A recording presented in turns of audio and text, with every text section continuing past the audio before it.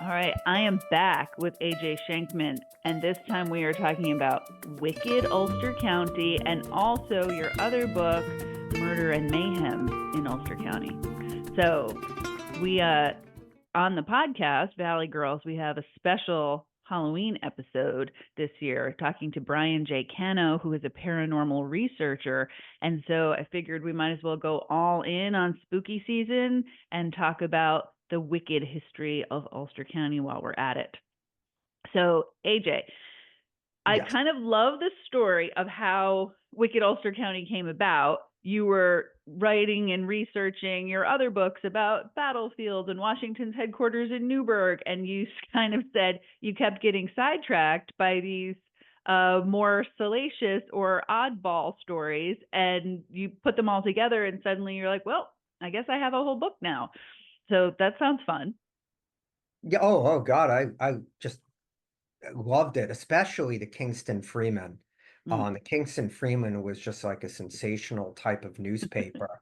And a lot of them didn't have bylines, so you didn't know who wrote it. And especially for a period of time, Ulster County, I would say like in the 1870s was a hotbed of paranormal activity. Mm. And I remember a story, hope I tell it right again, where there was this guy by the name of Rose, and he says to his wife, Rose was very angry at God. He was angry at God for the way his life had gone. And this is, if you know the area, it's in Accord, probably somewhere around the Stony Kill Road.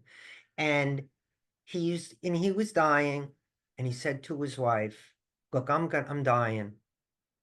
And he said, "And when I die, I don't want you. I don't want last rites. I don't want anybody. I don't want a funeral. I want nothing. Put me out in the barn for 7 days. And if I haven't come to at that point, because during that period of time, there's a real fear of being buried alive. There's all these contraptions and bells that you could ring. So, hey, you buried me alive, ding, ding, ding, ding, ding." So he said, "And then what I want you to do is I want you just to throw me in the back and let the animals eat me." And he says, and he goes, "And if there's an afterlife or anything like that, I'll let you know." So he dies, and it's warmer weather, and she puts him in the barn, Mm. and friends come around and say, "Mrs. Rose, this is a really, it's getting kind of gamey in here. I think you should like do bury him." She goes, "Oh no, he said don't bury him and no last rites or anything like that." So against his wishes, she has a funeral and she buries him. And so what happens is people be going home begin to he, see him on the road. They see his ghost. She claims that he's hearing she's hearing chains. And she claims that it's him basically saying that the devil is coming for me and I've got to get away. And, sure enough, later on, the story dies out. Fast forward, oh God, maybe 2000, and I'm having some work done on my roof. And the contractor says to me, he goes, "You're that AJ guy, right?" Because I used to write for the Shangam Journal. And I said, yeah. And he goes, "You wrote about that Rose ghost, right?" And I said, God, my house is going to leak now. And he's like, "Yeah." And he goes, "I'm a Rose." And he goes, I was my family member." And he goes, "And for the life of us, we never knew why in the middle of the field there was a headstone." And he goes, he said, "The newspapers got some of the stuff wrong." He said, which, you wouldn't have known. And he said, when I delved into census and stuff, a lot of that's right. And that's a really good story. We really enjoyed it, and so, there was, stories like that, and I mean, and I don't think I included it in the book, but I love stories like that. And some of them are just anecdotal. Yeah. I mean, everyone's got a ghost story. I'm sorry, I lost track of the question. No, Uh, I don't know. I lost track of the question too, but I love it. We were just talking about exactly this, how you're researching other stuff and then got sidetracked by these weird fun stories. But also yes, you that's said right. that there was a period where Ulster County was a hotbed of paranormal activity. So our Halloween episode on Valley Girls podcast is with this paranormal researcher who is the ambassador for the Haunted History Trail of New York State. That's great. And so they have the whole, I wonder if I have it here. I don't know where I put my guide, but there's a whole guide that you can go on the website and Yeah, the request, same and they'll send it bookcase. to you. And there are a lot of places in Ulster County. And actually, we also on the podcast just talked to the co-founders of Hudson, which is a local filmmaking cooperative. And one of the films that they have on Hudson.tv is called Dream World, and it's about the Pine Bush UFO sightings and Hmm, the support group that's still there for people who've had these experiences. that's So great. Ulster County continues to be weird in its own wonderful ways. So, one of the things that I think is very fascinating and creepy and maybe not well done in a lot of ways is the construction of the Ashokan Reservoir, which is everybody's favorite beauty spot in Ulster County and provides New York City with its drinking water, which is often rated the best tasting drinking water There's in a the lot whole of country. villages that are underneath that Yes. reservoir. So I think you have three separate stories in Wicked Ulster County that surround the construction of the Ashokan Dam. You have the Ashokan Reservoir, you have the Ashokan Slasher, you have Fanny Toth, you have Il Mano Nero. But so there was a very real impact of the construction of this reservoir, and like you said, the sunken villages, the people who were displaced. Lucy Sante has done a lot of writing about this, and she has a book which I think is called Nine Reservoirs, about the impact to the area. But so do you have some good Ashokan Reservoir related stories? So there are two aqueducts built by New York City. This isn't not even a Reader's Digest version. There's the Catskill Aqueduct from 1909 to 1915, and then there's the Delaware Aqueduct from 1937 to 1945, when I believe it was the whole dig and everything was kicked off here in Gardner. What I write about mainly is the Catskill Aqueduct, and they both, Gardner Town Historian, both of them passed through Gardner, and both are still used today. In fact, I'm not too far from shaft number 4, which is at the northwest corner of Forest Glen Road. Oops, something dropped. And Old Ford Road. So you have an influx of African Americans, Italians, Russians, Poles, Croatians, and they're all coming to this area looking for work as laborers. And so you have these, I don't know how to say it, like little cities that pop up overnight. And they're paved and they have sewers and electricity, and they actually end up having their own police force. And it overwhelmed these communities. And of course, the overwhelming majority of these people are really good people. But you always have a few bad apples, such as Samuel Ford, known as the Shokan Slasher in 1909. Thanks. I actually just read this novel called The Chill.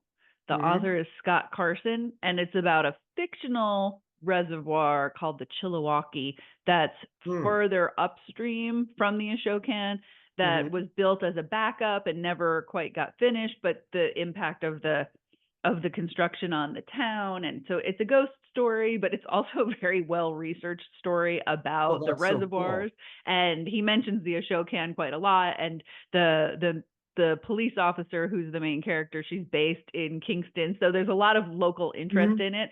And it's creepy and fun, but it's also very interesting if you are geeky about reservoirs and dams. And I was just realizing as I was talking that I called Lucy Sante's book Nine Reservoirs, but it's 19 reservoirs if anybody wants to go down the reservoir rabbit hole.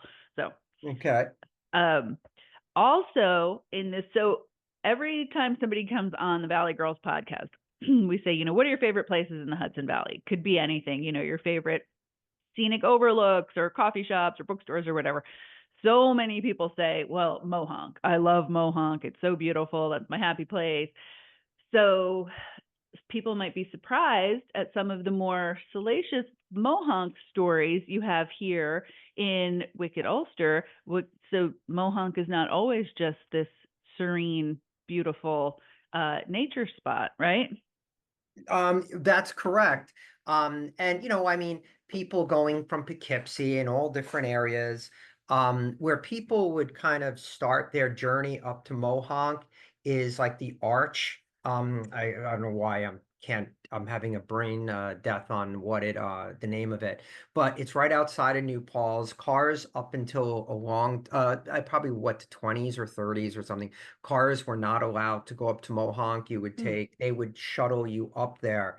And once you're up there, it's like a playground for the rich and famous, even back then. And so people messing around in the woods, people, going hiking, and what occasionally happened is people were wandering around and they were what they call highwaymen. And they would hold people up. And in one case, there was some men and women that were out on a day hike. I think they called it the Devil's Workshop or Devil's Den or something, which is probably the Giant's Workshop. That's what I always thought it was. I couldn't find anybody, even people that were, longtime people up there at Mohonk.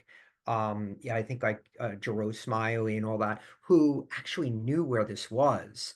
But it could have just been started to be called like the Devil's Den or the Devil's Workshop because of all the stuff that went on there. Mm. But so these people are out there, kind of enjoying their lives. And of course, you're not going to bring money with you for a hike because there's nothing to spend money on.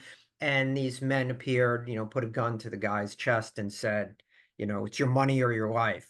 And at one point, so many people were getting robbed that the Smiley brothers, who own Mohonk and still own Mohonk, the Smiley family, they offer $100 reward, which is a lot of money back then. Yeah.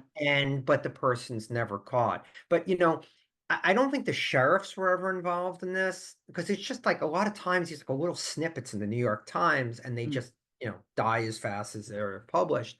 The sheriffs and, from this time period are they're unreal.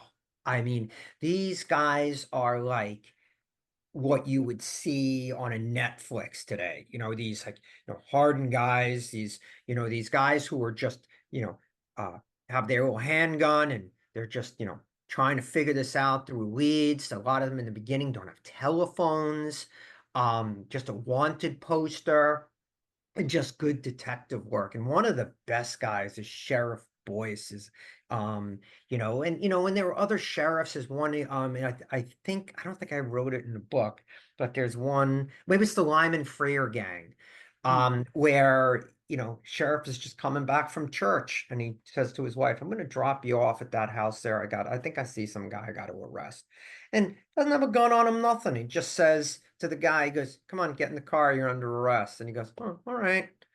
And these guys, and there was so much respect for the law enforcement respected the criminals as much as the criminals Mm. respected, law enforcement, like Big Bad Bill saying, oh my God, there's no one I would rather be arrested by than you. I mean, this is like so great, Starstruck so by his arresting officer. yeah, yeah. And these guys were like, they were like celebrities. I mean, I'd love to write a book about Sheriff Boyce, but Mm. and I think Sheriff Boyce lost some property, the Ashokan Reservoir. But I mean, I don't want to like, I don't know if I want to portray, everything as like, like the Ashokan is like just uh this lawless town, but I mean, Brown's station seems to have been a hotbed of activity. I mean, like when we talk about the Yosokan slasher, which is 1908, 1909, this guy Samuel Ford, he lives in New York City, comes up here as a laborer.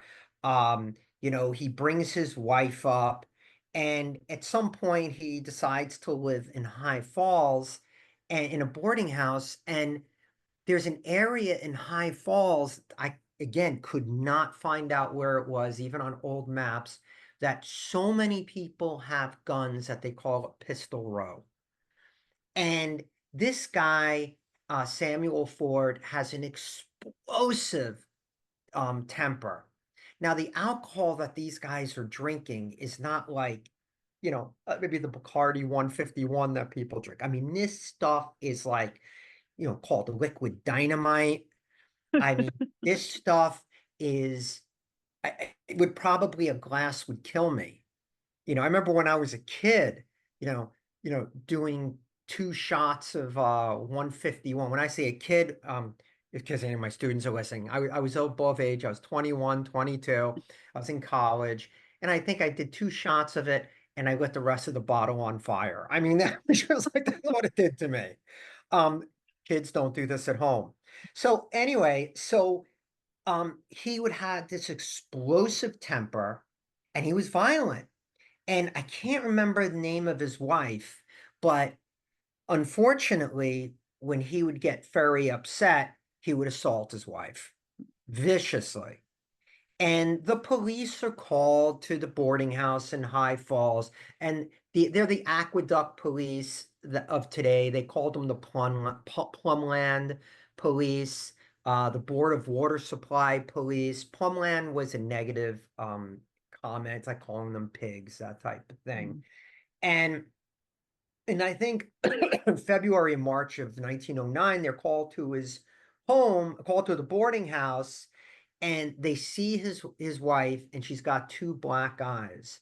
Now, I don't really think that that's what they were there for, because I don't know if people arrested people for that. When I was a kid, the police officers would just say, look, go find somewhere else. Now, only pretty recently has it become a crime where people are getting arrested. So, but he spends 10 days in jail. And the newspapers say the majority of why he's spending 10 days in jail is because they found a gun. Mm.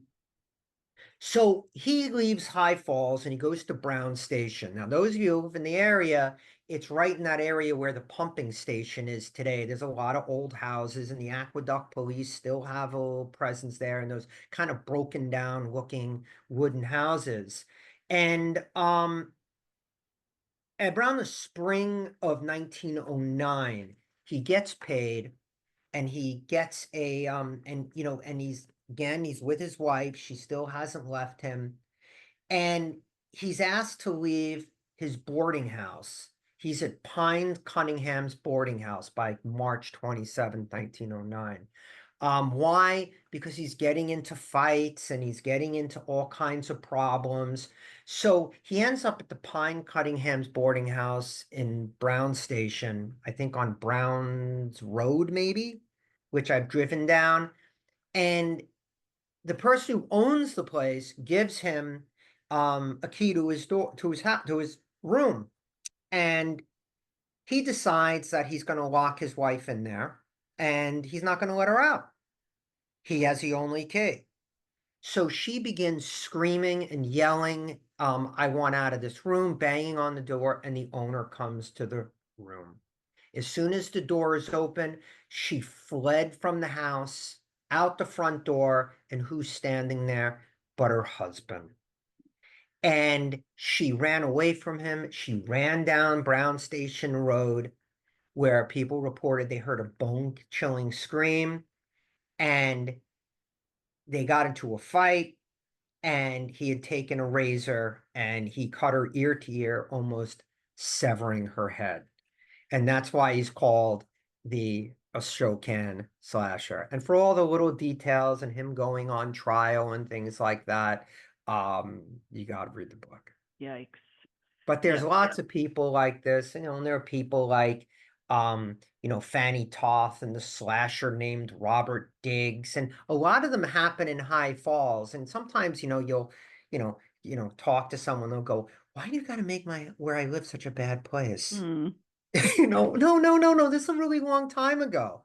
but I don't know, man. It's Yeah, just I mean, it's a really critical period in the history of the area, though, and the impact that the Ashokan Reservoir continues to have. I just think it's really interesting. So you write in the Fanny Toth and a slasher named Robert Diggs story, once New York City decided it was going to build the Ashokan Reservoir, its construction was compared to the building of the Panama Canal in Central America. It was a monumental task for the time period, involving large numbers of workers and displacing many towns and villages and the people who lived in them. Many of the workers heading north were immigrants from New York City hoping to find well-paying and long-term work. The arrival of thousands of workers sometimes created problems for the communities that were in proximity to the construction of the Ashokan. So it's just kind of interesting to think about. You live in this rural community, you're 90 miles from New York City, which at that time is a journey, and then all of a sudden this influx of this population and workers and the way that it changed the character of the community. In one of the stories in Murder and Mayhem, I think it was Sleuthat, you're talking about somebody coming from, I think she took the train from the city to Newburgh, and then she was going by car from Newburgh to Poughkeepsie or to Kingston. But I was reading it to my son and we were laughing because it was like, well, it took the better part of the day to make the motor car journey. And just thinking about, this is what, 140 years ago or whatever, like it would have been a day long voyage to get from Newburgh to Kingston. And now we're, for $55 yes, I to rent a know it was car. a huge amount of money. I mean, renting Yeah. cars is expensive today too, but I was like, $55?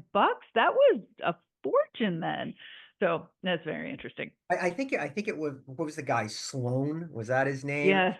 And when she ends up taking him for the money, I mean, again, and I search and I search and I search for anything like maybe she did this again, or maybe she, something.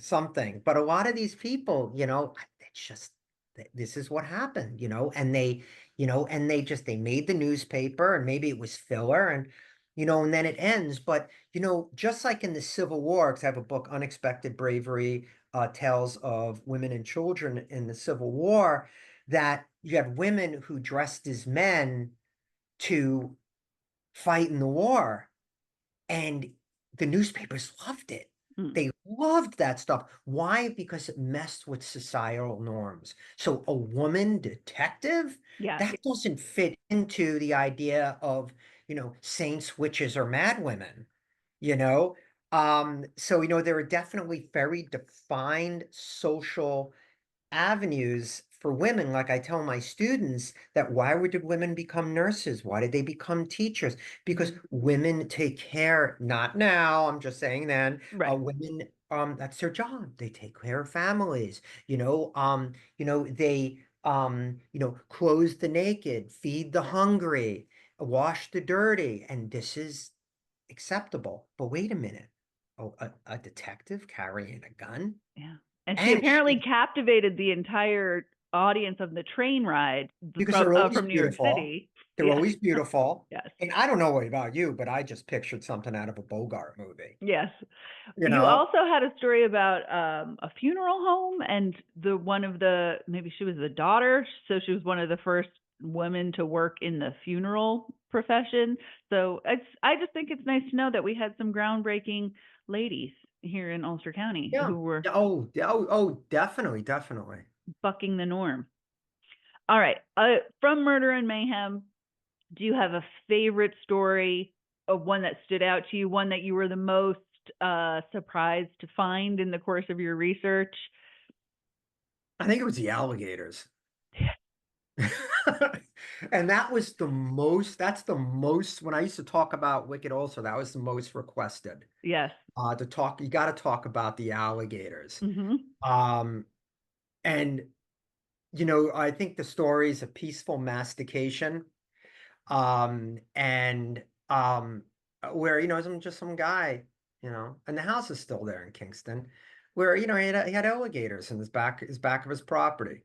And it was a huge fence, and don't worry, they can't climb up or anything like that. But I can't keep these things fed with as much meat as I need. I So mean, alligators actually can climb if they want to. but Well, you don't tell the people yeah. that, you tell your neighbors that. But then so there was a stray dog and cat problem at that point in Kingston. So he says, of course, I want you to read the story. He says, hey, just put him on a leash and just lower him in, and it'll be a peaceful mastication. There's that one. And also that there was a people, my mom used to tell me, or my grandmother used to tell me this stuff, that people would go to like Florida and they'd buy like baby alligators, and then they would grow up. And I grew up, my mom going, don't get too close to there. There's alligators in the sewer, and things like that, and it's just, I mean, that whole idea of a guy, walking, along the shoreline in Kingston, along the Rondout, and he sees, an alligator, warming itself. But it was a brisk trade in, the local meat shops and alligator meat. So that got really interesting. And I don't know, somewhere online. I mean, I've written a lot of stuff online. I'm sure there's alligator stories out there as well. And the other one that I've really loved, and at some point, I might write a story, a whole book on him, and that would be Bill Monroe, Mm. the big bad Bill Monroe, Gardner's own desperado. You like him. He shows up in both books, actually. He's Yeah, in oh Wicked my and God. Murder and Mayhem. He was such a madman. And in fact, his story really, I don't want to say story comes to an end, but if you go out on 84 going towards Fishkill, so I guess that would be east. On your right-hand side, there's a low security prison there. Hmm. That was Mattawan, and that was for the criminally insane. Hmm. So if you were someone who just could not be rehabilitated, you're considered criminally insane. So Big Bad Bill was there, and he was in Dannemora, and he was in Sing Sing, and he was so bad at Dannemora that the warden asked the guy at Sing Sing to take him. We can't control him. Mm. He's this charismatic individual who is just more of a curiosity until he kills someone. And then it's not the fish kill hermit is who he kills.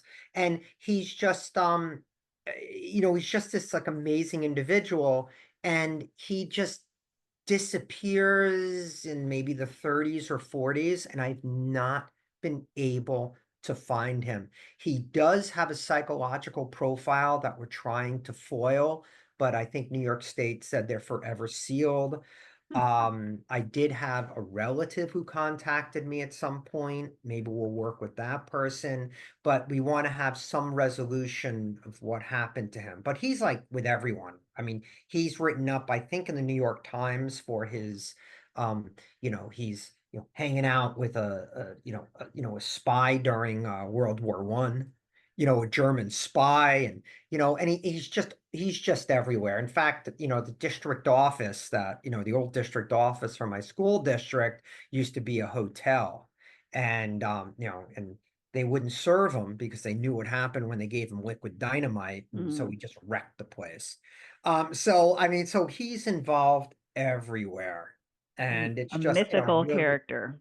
Yes, and that came about where I just feel as though maybe it's from that old George Carlin routine where he talks about the Indian drill sergeant, that on the Westerns all you ever see is all the cowboys preparing, but you Mm. never see the Native Americans preparing, and it's their attack. So I'm like, you always learn about Butch Cassidy and the Sundance Kid. We had to have had outlaws. I Mm. mean, not Jesse James, Billy the Kid was a homicidal maniac from Brooklyn. So maybe he made his way up here. Maybe. And that's what, so that's why I grabbed it. And I looked it up and I said, Gardner Desperado, Gardner Outlaw. Mm. And he came up front pages. I mean, there's literally 1,000 pages written about this guy. Wow.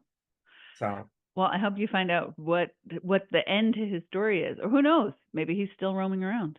maybe I'm related to him. Maybe you are. I don't think I All right. The am. last thing I'm going to say about alligators, because this is hilarious and horrifying, that apparently the Kingston Daily Freeman had reported In 1875, this was news in the Kingston newspaper.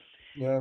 A.H. Brewing has been blessed by the presentation of two pet alligators. They are That's it. all Yep. mouth, with exception of a small space for the tail to be fastened on, and are the dearest little pets imaginable. Yep. I His guess. home's still there. It was made into a hotel. It's still there. I went up there and I just wanted to see, where these things might have existed. Just like with the Shokan slasher, I went down to drove down Browns Road, and I remember I was with my wife, and we got to a certain place and we were kind of out there walking around, and she said, "Do you feel the temperature change here?" I'm out of here, man. I'm out of here. She said, "This is where this thing happened, man. I am out. Bye." That's So awesome. who knows? All right, so before I let you go, I was promised a ghost story that involved FDR's home.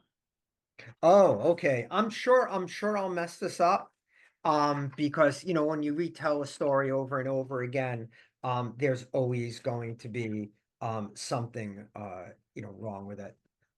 So this was told to me. Now, a lot of sites do not like sites. I'm not saying like that site, but a lot of sites don't really like to talk about their ghosts because then the paranormal people come, and also, things like that. So some people like kind of shy away from it. But someone who used to be a ranger there said, I mean, there was a fire, and it's crazy because FDR had such a fear of fire. Hmm. And especially after he could no longer walk, because he's up on the second floor. Hmm. That's where his bedroom is, and he wouldn't be able to get out. So that's why his um elevator, it was a freight elevator, was never electrified. Because if there was a fire, how would he get out? So he used to actually do his own little fire drills. Hmm. And he'd crawl around and stuff like that. So long after he was dead, I think it was, I want to say 82 or 84, some electricians had been doing work in the house. And that night it was very cold and it caught fire. And a big part of it burned. And the Hyde Park Fire Department got there quickly enough. And as they're putting the fire out, the water's freezing. So, and as a firefighter, I understand that sort of thing.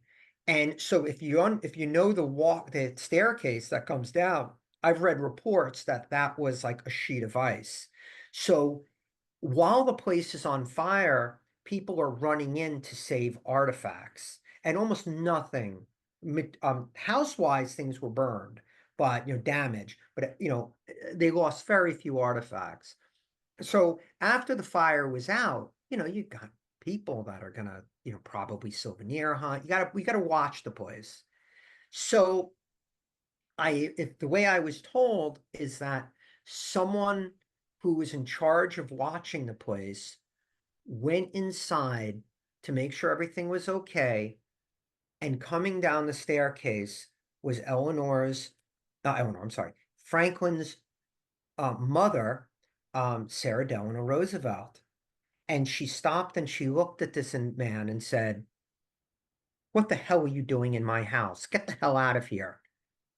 That's the only story that but I mean, and that's never happened to me. I don't feel anything in that house except, peace and love. But one of my favorite stories to tell, if I may digress, is, and I've been recorded saying this one many times. It was Gertrude Bogardus Deo. In another life and another time, far, far away, I worked at historic Huguenot Street, and I lived on the street. I did lots of things. And one of the things, if you lived on the street, you had to do security. Security is much different now on that street. So one day, when the tours are over, all the flags are out. That means the alarms are off. So this is not true anymore. And if they're in, it means the alarms are on. So I'm doing all my rounds, and I go to the Deo house, that big like in Queen Anne house there, and I take the flag, I put it in, set the alarm, and I leave. And I go on down to the Ezekiel Elting house. And on my way back, the flag's out on the Deo house. And I'm a pretty observant guy. And I say to myself, something's up here. I open the door and the alarm is off and the flag is inside. And I'm the only one who has that key for that right now, other than, the director, or I know something's up. So I freak out. I go in there, and then I remember the first thing is, if you think someone broke into the house, don't go in looking for them. So I call this other guy who's also, he's off duty, and we go into the Dale house together. So we don't go up the main entrance because we figure, this is what this guy's going to do, a person or group. So we go up the servants, a staircase. And at the top of the staircase, it's not there anymore, is a picture of Gertrude Bogardus Deo. And she looks horrible. And she, I believe, had tuberculosis. And this was like a death painting. So she doesn't look real great. And there's, on the back of the painting, there's all this stuff about her and all that. So as I'm nearing the top, this apparition appears of this woman in white just above the last step. She's just kind of, well, I don't know, kind of hovering there. I jumped backwards into this guy's arms. And I go, did you see? Yeah, and he's like, yeah. He goes, I see that. I go, that's Gertrude. And he's like, yeah, it's Gertrude. So then we got out of there. And, I believe they called the New Paltz police and everything. And, they did a sweep and there was nothing up there. It's part of the ghost tour now. Because Gertrude would do things like her painting would fall. If you moved something in the house and she didn't like it, she would let you know by way of the painting. And some people believe that she was upset about where the painting was, because that's not historically where it was. It was Oh. downstairs in the parlor. So I've heard, I haven't been able to confirm it, that once they moved that, a lot of the stuff, kind of, disappeared. And then one other story that I have, when I was a docent at Washington's headquarters in Newburgh. It's an old stone house from the 1750s. And when I was in college, I couldn't do tours because it was conflicting with my schedule. So the site manager said, hey, so you know what I'll have you do? I'll have you clean the place. Oh man, okay, that's awesome. So one day it's, tours are kind of still happening a little bit. And one of my friends shows up and he says, hey man, he goes, since you got the keys, I've never seen upstairs. Can we go upstairs and see upstairs? I said, we're not supposed to. I said, that's why we should do it. So, and I was a kid, So as we're walking upstairs to what's known as the loom room, he says, you hear that? And I hear, and I'm like, there's somebody up there. Let's check it out. So we started to go up there, and as we were getting close, we heard shh, shh, shh, and that was it. And I just remember him turning around me, and he said, "Yeah, man, let's get out of here." So I mean, yeah, when you spend enough time in houses, like that, I think sometimes you come into things, and I mean. It's kind of neat. It's kind of, I don't think they're there to do you any harm. I think they're trapped sometimes in time. I think that, I think that, most of them are not looking to hurt you or anything like that. But Want you there's to know all kinds of that you put people. the painting in the wrong spot. And that's valid. There you go. There Yeah. you And Yeah. from everything that I have read about Sarah, FDR's mom, that's probably exactly how she would react to a random person being in her house in the middle of the night too. So I she was agree. fierce. But I'd love to uh I well, her house that she grew up in, Algonac, which is in Balmville. Oh God, it burned in her lifetime. And that's quite a story, by the way. It's on New York Almanac that I wrote about her and some of the things that happened there. But the rebuild house went up for sale a few years ago. I think it was like 1.5, 1.6 million. Wow. That'd be so cool. That'd be as cool as a moose living there, huh? Yeah, that I'd would be love very that. cool. So, but anyway. Well, I'll thank you for all of the stories of wicked Ulster County and murder and mayhem and possible ghosts here in New York State. I love it. Thank you. Thank you.